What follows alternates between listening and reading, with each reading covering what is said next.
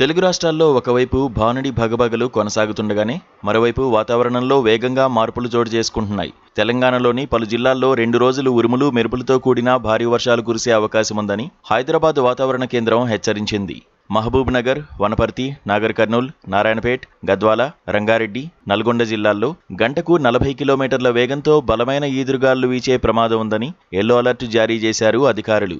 శనివారం రాత్రి హైదరాబాద్తో పాటు పలు ప్రాంతాల్లో కురిసిన వర్షాలు వేసవి వేడి నుంచి ఉపశమనం కలిగించగా తాజాగా చేసిన ఈ ప్రకటనతో మరికొన్ని జిల్లాల్లో వాతావరణం చల్లబడనుంది.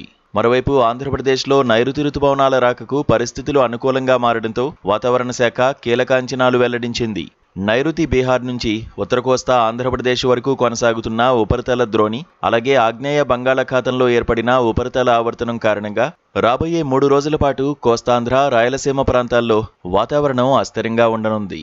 ఇప్పటికే నైరుతి అరేబియా సముద్రం, బంగాళాఖాతం, అండమాన్ సముద్రంలోని పలు ప్రాంతాలకు విస్తరించిన రుతుపవనాలు రానున్న 3-4 రోజుల్లో మరిన్ని ప్రాంతాలకు విస్తరించేందుకు వీలుగా సానుకూల వాతావరణం ఏర్పడిందని అధికారులు స్పష్టం చేశారు.